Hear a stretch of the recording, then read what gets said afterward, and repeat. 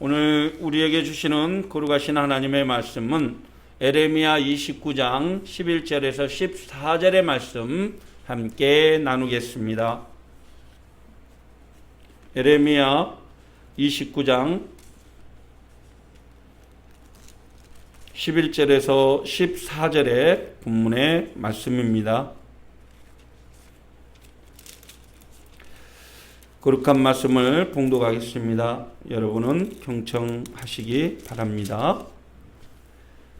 여호와의 말씀이니라. 너희를 향한 나의 생각을 내가 아나니 평안이요 재앙이 아니니라. 너희에게 미래와 희망을 주는 것이니라.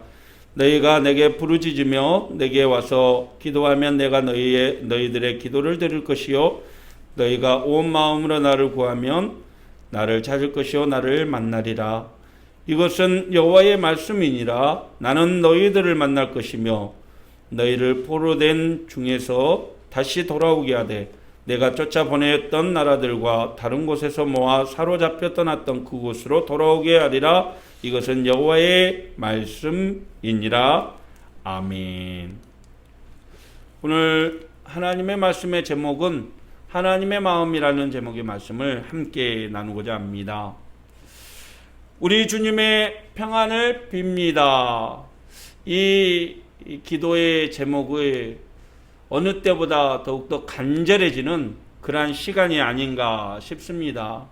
코로나 4차 대유행으로 인해서 사회적 거리두기가 4단계로 격상이 되면서 일명 방콕하는 시간들이 늘어나는 것 같습니다.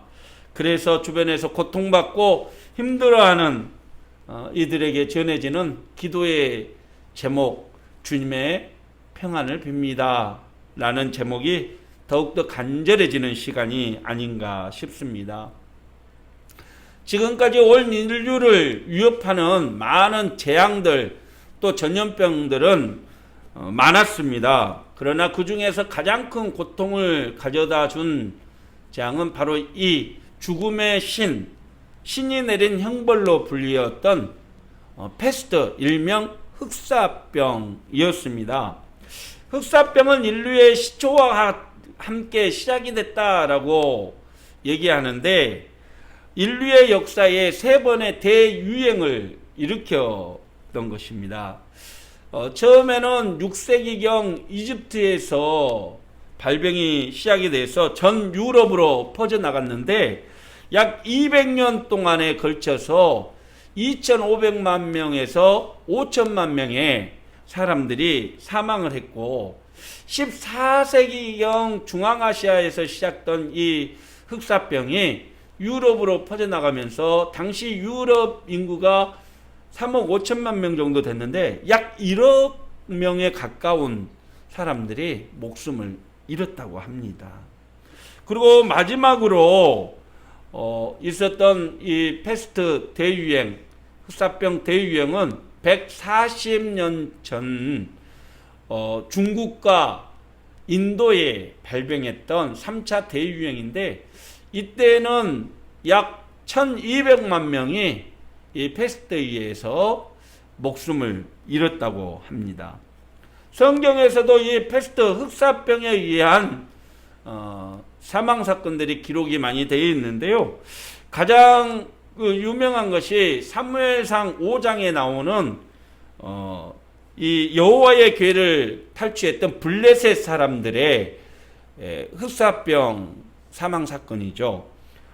우리 사무엘상 5장 6절의 말씀 같이 한번 보시면요.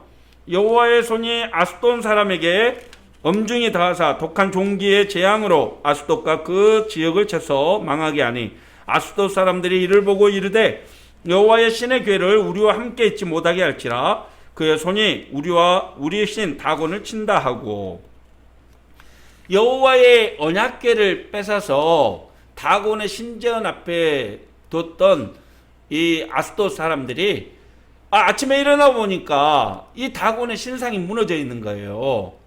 여호와의 언약궤가 그곳에 있음으로써 그리고 그 다음부터 이곳에 악한 종기, 다시 말해서 이 패스트가 창궐하기 시작하는데 수많은 사람들이 발병하여 멸하게 되었다라고 성경은 기록하고 있습니다. 그런데 이러한 재앙에 맞춰서 바라보는 사람의 시선은 다 달랐습니다. 지금까지 종교적으로 이 패스트, 이 흑사병에 대한 사람들의 시각은요, 종교적으로 달랐는데, 이 기독교에서 바라보는 패스트의 재앙은 이 신이 인간에게 내린 재앙 앞에서 인간의 한없는 연약함을 인식하고 겸손을 가지고 하나님 앞에서 경건함을 갖는 계기로 삼자라는 것이 기독교의 주장이었고, 천주교는 인간에게 내리는 재앙들을 막을 수 있는 사람은 오직 교황뿐이다. 그래서 교회의 권위와 교권 강화를 위해서 노력하자라는 주장을 했습니다. 그리고 이 이슬람의 흑사병, 이 패스트를 바라보는 시각이 달랐는데요. 이슬람에서는 이 흑사병 대유행에 대해서 알라신의 유언이다. 알라신은 언젠가 이 땅 가운데 이렇게 전염병을 내려서 인간들의 교만함을 깨우쳐 줄 것이다 라는 유언을 실행했다라고 보는 것입니다. 그래서 모든 재앙 앞에서 신의 뜻으로, 오직 알라의 뜻으로 받아들여야 된다라고 주장을 했던 것이죠. 똑같은 상황 앞에서도 서로의 종교적인 시각에 의해서 이렇게 재앙을 바라보는 생각이 달랐던 것입니다. 그런데 이러한 재앙들을 바라보는 공통적인 생각은 단 한 가지였다는 것이죠. 그것은 바로 인간의 나약함과 연약함을 깨달을 수 있는 계기가 되었다는 것입니다.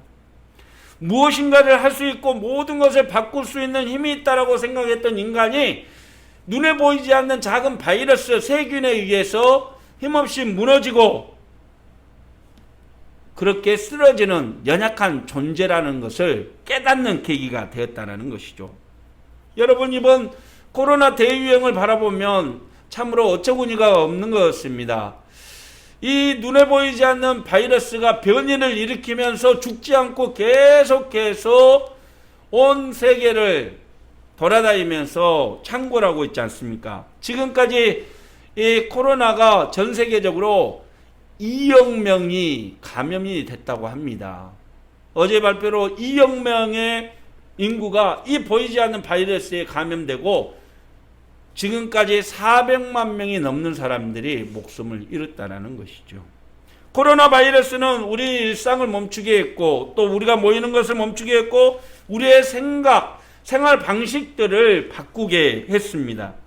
아이들은 학교를 잃었고 많은 사람들은 직장을 잃었고 또 많은 이들은 건강과 목숨을 잃게 만들었던 것이죠. 더 큰 문제는 코로나 바이러스 백신이 개발이 되었고 치료제가 개발되었다고는 하지만 이 바이러스가 계속해서 변이를 일으켜서 끝까지 대유행을 일으키고 있다는 사실입니다.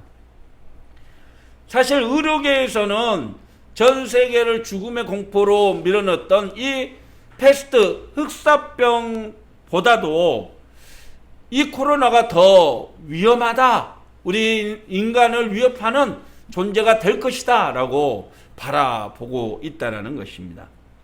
어떻게 보면 흑사병처럼 이제 우리도 코로나를 우리의 삶에서 자연스럽게 받아들여야 될 시기가 아니냐라고 바라본다는 것이죠. 다시 말해서 이제는 우리 주변에 늘 죽음의 공포와 함께 살아야 한다라는 뜻으로 받아들여지게 된다는 것입니다. 사랑하는 성도 여러분, 왜 하나님은 어린이들의 고통과 울부짖음을 외면하고 왜 코로나 앞에서 고통당하는 인류의 재앙 앞에 침묵하고 계시는 것일까요? 어떤 이들은 코로나 앞에서 고통을 외면하고 침묵하시는 신을 바라보며 신은 죽었다, 더 이상 종교는 인간 생활에 유익함을 가져다 주지 못한다 라고 말을 합니다. 정말 하나님은 죽으셨고 하나님은 우리의 고통을 외면하시는 것일까요? 온 인류를 바라보시는 고통당하는 인류를 향한 하나님의 마음은 진짜 무엇일까요?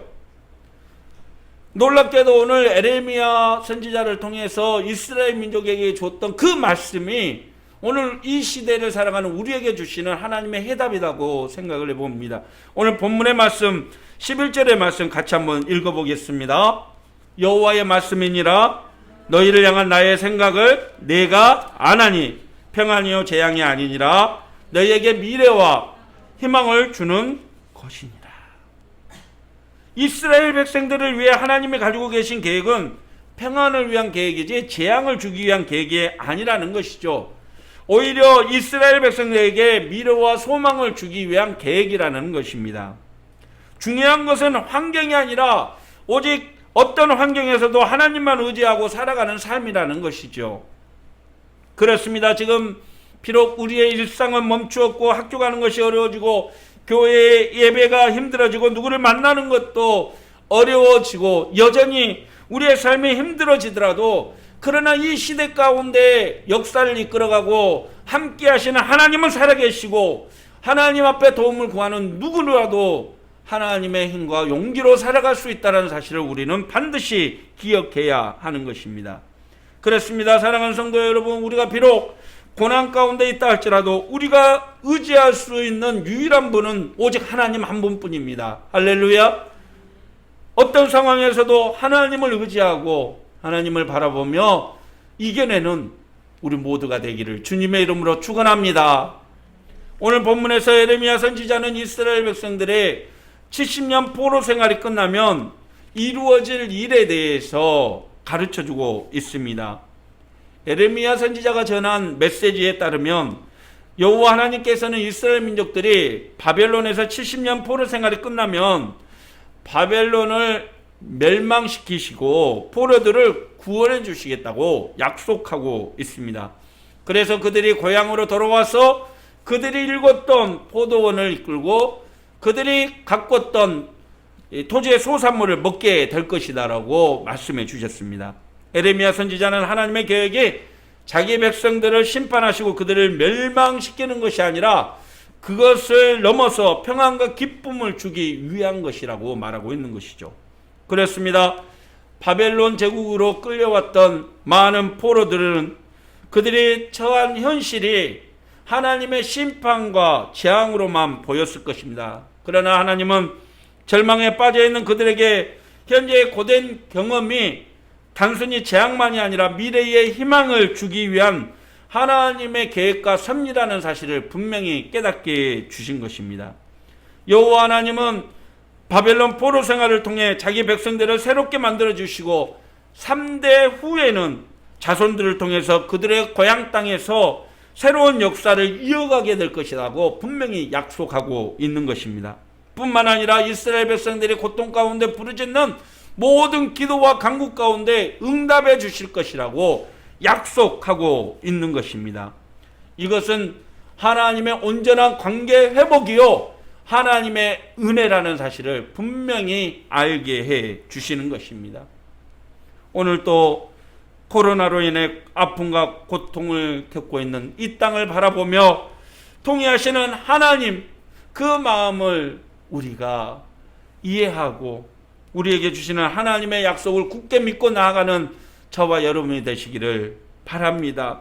그렇다면 여러분, 우리가 겪고 있는 이 재앙의 시간 속에서 우리는 무엇을 해야 하고 우리를 향한 하나님의 계획 앞에 우리는 어떻게 행동해야 할까? 그 교훈을 오늘 본문을 통해서 함께 나누고자 합니다. 오늘 본문의 교훈을 속에서 첫째, 우리는 자기의 삶을 돌아보며 성찰하는 시간으로 가져야 된다라고 우리는 깨달을 수 있습니다. 오늘 본문에서 하나님은 에레미야 선지자를 통해서 바벨론에 끌려간 이스라엘 백성들에게 메시지를 보냅니다. 메시지를 주신 이유는 하나이죠. 바벨론의 포로로 잡혀갔던 많은 사람들이 바벨론 생활에 정착하지 못하고 계속 방황하는 것입니다. 그래서 그들을 안정시키고 그들에게 하나님의 메시지를 전달해 주는 것이죠. 사실 초기에 바벨론으로 포로로 끌려갔던 많은 포로들이 바벨론에 대항해서 싸우기 시작합니다. 그래서 반란을 일으켜서 끌려갔던 많은 사람들이 죽임을 당하게 되는 것이죠. 그래서 많은 사람들이 고통을 더욱더 겪어야만 했던 것입니다. 사실 하나님께서 이스라엘 백성들에게 바벨론의 포로 생활을 허락하신 것은 이 이스라엘 백성들을 심판하기 위한 도구가 아니었습니다. 바벨론은 이스라엘 백성들을 향한 하나님의 채찍의 도구로 사용했던 것인 겁니다. 유다 백성들이 자신들이 하나님 앞에 저지른 죄를 물어서 바벨론을 통해서 하나님이 징계하신 것이죠. 본문 말씀처럼 징계가 아닌 성찰의 시간으로 자신들을 돌아보라는 것입니다. 여러분 생각해 보십시오. 아버지가 아무리 미워도 자식을 멸망시키고 죽일 만큼 그렇게 훈계하고 훈육하는 아버지는 없을 것입니다. 부모가 자식을 혼내고 훈계한 것은 자식이 잘되고 바른 길을 가게 하기 위한 것이죠. 그들이 자신의 행동을 돌이키고 성장하는 계기로 삼게 하기 위해서 부모는 그 아픔을 감내하면서 자식을 징계하고 훈육하는 것입니다. 그렇습니다. 우리의 삶을 돌아보면 지금까지 우리의 삶은 늘 교만했고 우리가 주인인 양, 세상의 주인인 양 그렇게 생각하면서 늘 자연을 파괴하며 우리 인간 중심의 생활을 해온 것을 깨닫습니다. 오만함과 방만함, 언제나 자기 중심의 생활들, 배려 없이 가난한 자와 배고픈 자를 생각 없이 살아왔던 그 많은 시간들, 이제 그 시간들을 돌아보는 성찰의 시간으로 삼자라는 것이죠. 코로나 재앙 앞에서 우리의 인간의 연약함과 나약함, 오만함을 깨닫고 우리를 뒤돌아보는 성찰의 시간이 되기를 바랍니다. 하나님 앞에서 내 삶을 돌아보며 하나님이 원하고 기뻐하시는 삶이 무엇인지를 뒤돌아볼 수 있는 우리가 되기를 소망합니다. 그것이 재앙을 허락하신 하나님의 마음입니다. 오늘 또 하나님의 마음을 깨닫고 더욱더 하나님께로 가까이 하나님의 뜻을 묻고 하나님의 의정 앞에 거하는 저와 여러분이 되시기를 소망합니다. 두 번째 교훈은 하나님의 말씀을 믿고 희망을 노래하자라는 것이죠. 얼마 전에 슈퍼에 가지고 물건을 고르는데 이 슈퍼의 음악에 이런 음악이 나왔습니다. 사노라면 언젠가는 좋은 날이 오겠지. 흐린 날도 날이 새면 해가 뜨지 않더냐. 새파랗게 젊다는 게 한미천인데 째째하게 굴지 말고 가슴을 쫙 펴라. 내일은 해가 뜬다. 내일은 해가 뜬다. 그런데 저만 그 노래를 따라 부르는 게 아니라 세상에 보니까 초등학교 3학년 남자애기가 그 노래를 따라 부르는 겁니다. 초등학교 3학년 남자아이가 무슨 새파랗게 젊다는 게 한미천이겠습니까? 참 이 곡이 1967년도에 처음 세상에 발매가 됐었는데요. 근데 그때 나오자마자 이 곡이 금지곡으로 묶여버리고 말았습니다. 이유는 단 하나였죠. 아니 내일은 해가 뜬다. 내일은 좋은 날이 오겠지. 아 그러면은 지금은 뭐 나쁜 날이란 말이냐? 뭐 이런 것 때문에 결국 금지곡으로 묶어버렸던 것이죠. 생각의 차이인데요. 사실은 인간에게 가장 나쁜 날이 희망이라는 단어가 사라진 날이라고 합니다. 앞에 아무런 희망이 보이지 않는 암흑 같은 날, 이게 사실은 고통 아니겠습니까?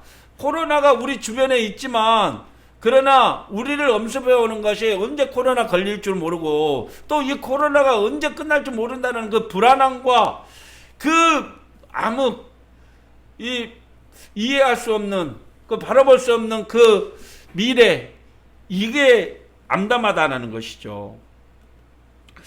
우리 인간에게 가장 고통스러운 것은 희망이라는 단어를 잃어버릴 때라고 시인은 말하기도 합니다. 옥스퍼드 사전에 보니까 이 희망이라는 단어가 신뢰와 확신의 감정이라고 기록되어 있는데요.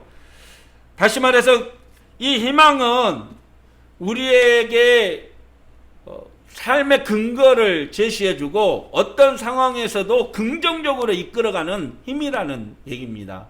그리스도인들에게 희망은 무엇일까요? 하나님의 말씀을 의지하고 신뢰할 때 하나님께서 언제나 우리를 도우시고 함께 하신다라는 확신, 이게 희망 아니겠습니까? 할렐루야.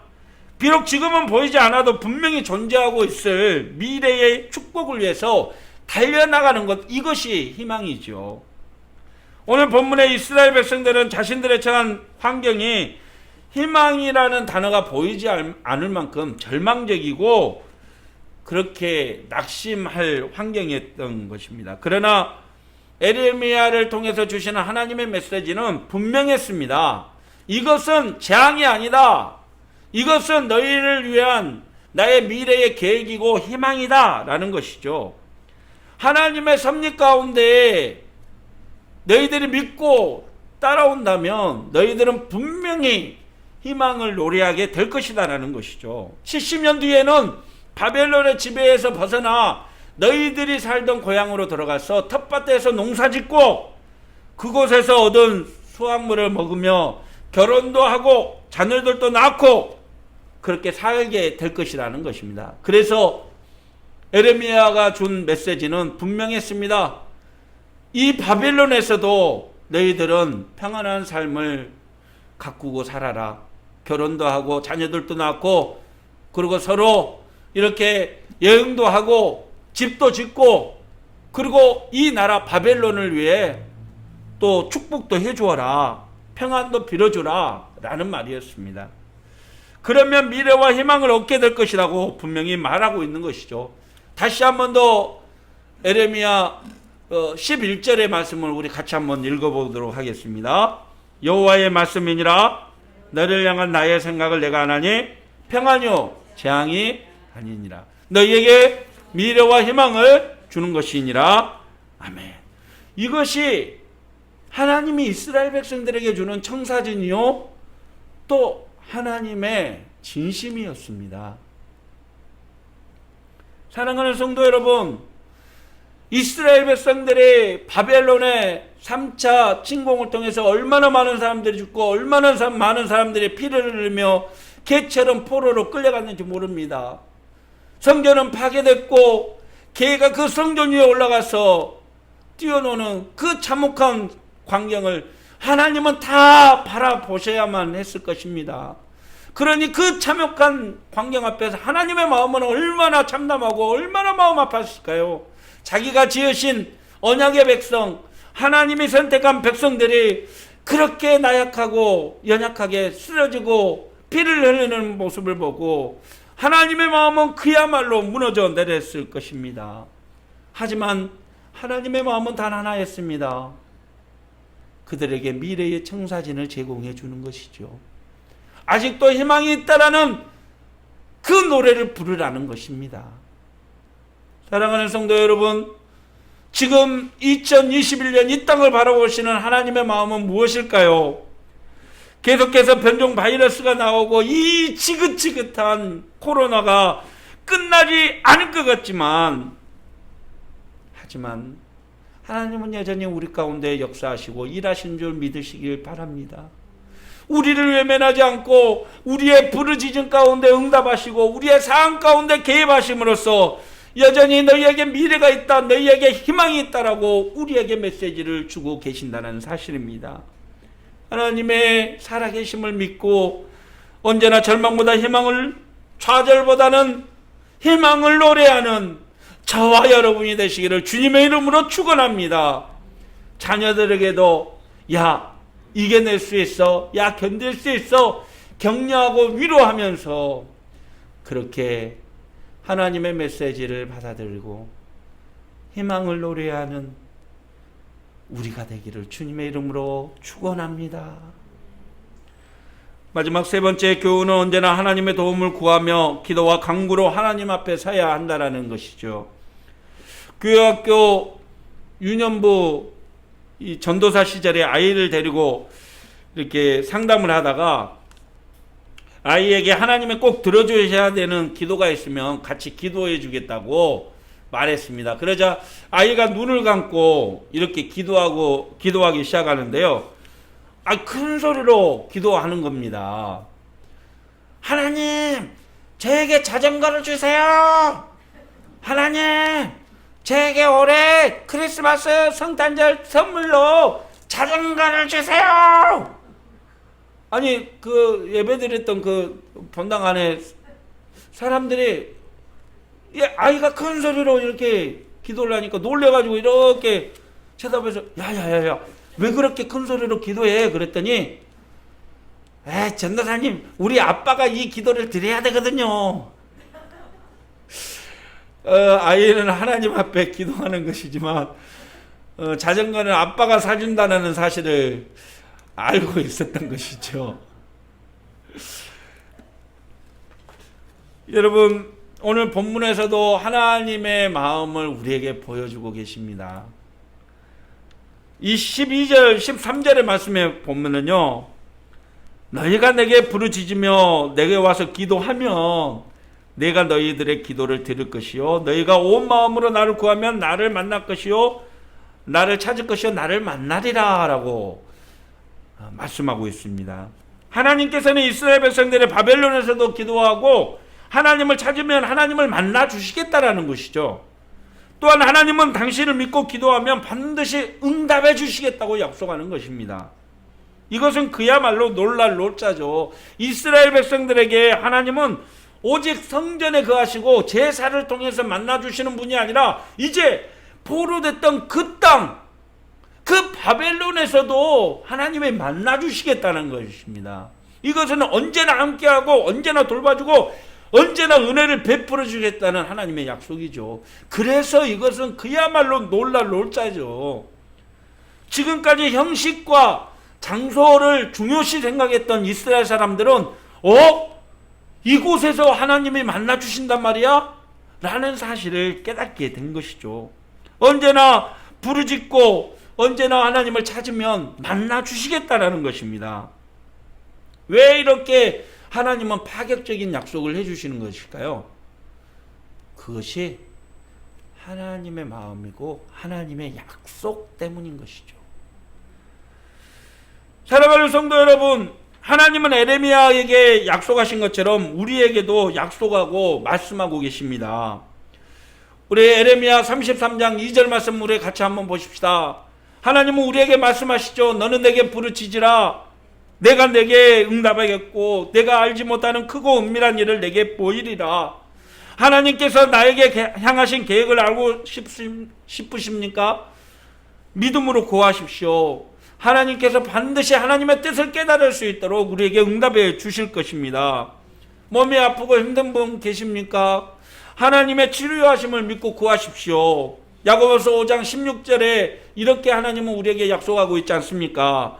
그러므로 너희 죄를 서로 고백하며 병 낫기를 위하여 서로 기도하라. 의인의 강구는 역사하는 힘이 큽니다 라고 우리에게 말씀하고 있습니다.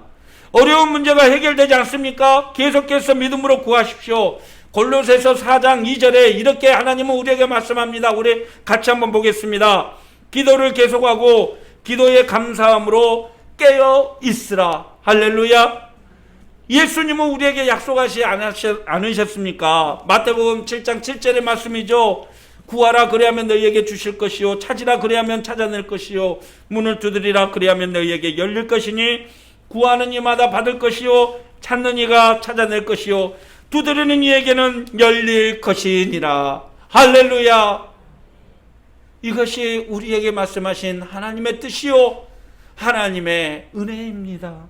사랑하는 성도 여러분, 주님께서 우리에게 약속하신 그 약속을 굳게 믿으십시오. 그리고 하나님의 약속을 믿고 기도하십시오. 어렵고 힘들수록 더 하나님의 은혜를 구하며 하나님께 나가십시오. 하나님은 우리의 기도에 응답하시고 지금의 절망과 좌절을 평안과 소망으로 바꾸어 주실 것입니다. 힘들수록 주의 은혜는 더 크게 우리에게 다가옵니다. 사랑하는 성도 여러분, 주님의 약속처럼 더 주님 앞에 부르짖고 간구하십시오. 반드시 하나님은 응답하시고 우리의 소원을 만족케 하실 것입니다. 말씀을 마칩니다. 사랑하는 성도 여러분, 바벨론의 포로 생활 중에 좌절하고 절망하는 이스라엘 백성들을 바라보시는 하나님의 마음은 참 어땠을까요? 조금만 인내하고 참고 견디면 되는데, 하나님께 믿음으로 구하면 만나 주실 텐데, 이스라엘 백성들은 원망하고 불평하며 희망을 찾지 않았습니다. 하나님의 마음이 얼마나 답답하셨을까요? 그런데요, 놀랍게도 이 땅을 바라보시는, 지금 이 세상을 바라보시는 하나님의 마음도 이와 같을 것이라고 생각합니다. 오늘날 코로나로 인해 교회가 비난받고 코로나로 인해 낙심하고 좌절하는 성도들을 바라보는 하나님의 마음은 얼마나 아프실까요? 조금만 견디고 더 하나님의 은혜를 바라보고 믿음으로 구하면 주실 텐데. 오늘 역대하 20장 9절에 보면 여호사밧 왕은 자신을 치러 오는 아람 군대를 보며 하나님께 이렇게 기도하는 간구가 기록이 되어 있습니다. 우리 같이 한번 보실까요? 만일 재앙이나 난리나 견책이나 전염병이나 기근이 우리에게 임하면 주의 이름이 이 성전에 있으니 우리가 이 성전 앞과 주 앞에 서서 이 환난 가운데서 주께 부르짖은 즉 들으시고 구원하시리라 하였나이다. 하나님은 반드시 난리나 재앙이나 전염병이나 기근이 들었을 때 하나님께 믿고 구하는 자에게는 반드시 들으시고 응답하신다라고 약속하셨다라는 것입니다. 비록 코로나 상황이 심각해서 예배 드리는 것도 힘들고 일상생활이 힘들고 살아가는 것이 쉽지 않습니다. 그러나 이 순간에도 하나님은 여전히 일하시고 우리의 기도 가운데 응답하신다는 사실을 믿고 구하시길 바랍니다. 힘들고 어렵지만 하나님의 약속을 믿고 주의 도움을 구하십시오. 자신의 한계를 인정하고 하나님의 도움을 간절히 구하면 하나님은 반드시 응답해 주실 것입니다. 오늘 또 우리를 향한 하나님의 마음은 재앙이 아니라 평안입니다. 할렐루야. 하나님의 약속의 말씀을 굳게 믿고 믿음으로 나아가는 저와 여러분, 사랑하는 교우들 되시기를 우리 주님 예수님의 이름으로 간절히 축원합니다. 기도하겠습니다. 사랑의 하나님 아버지, 이 땅을 바라보시는 주님의 마음을 생각해 봅니다. 코로나 재앙으로 울부짖고 좌절하고 절망하는 이 땅을 향한 하나님의 마음은 재앙이 아니라 평안일진데, 불평하고 원망하고 못 살겠다고 좌절하고 절망하는 우리의 마음이 너무나 나약함을 고백합니다. 하나님이여, 더욱더 하나님의 살아계심을 믿고 의지하는 시간 되게 하여 주시옵소서. 이 재앙이 결코 우리를 무너뜨리는 재앙이 아니라 더욱더 우리의 믿음을 굳건히 다지고 견고하게 만드는 믿음의 시간이 되게 하여 주시옵소서. 어렵고 힘들수록 주를 바라보게 하시고 주님께 구하게 하시고 주님의 도움으로 날마다 승리하는 우리가 되게 하여 주시옵소서. 예수님의 이름으로 기도하옵나이다. 아멘. 사랑하는 교우 여러분, 어두울수록 하늘의 별은 더욱더 빛난다라는 말이 있습니다. 힘들고 어려울수록 우리를 향하신 주님을 바라보십시오. 그리고 그 마음을 깨닫고 언제나 주님 앞에서 더욱더 우리의 믿음을 굳게 하시고 믿음으로 주님께 간구하십시오. 반드시 하나님은 우리에게 평안을 구하는 은혜를 허락해 주실 것입니다. 기도하겠습니다.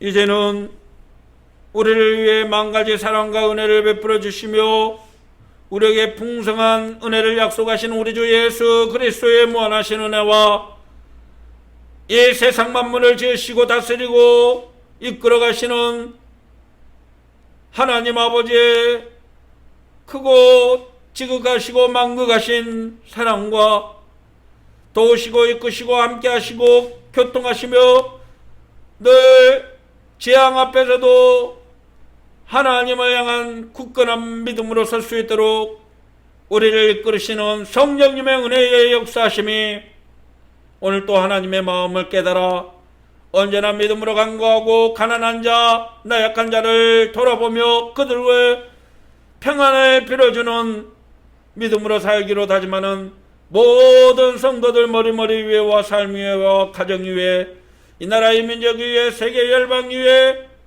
이제부터 영원토록 성삼위 하나님의 은혜가 늘 함께 하시기를 간절히 축원하옵나이다. 아멘.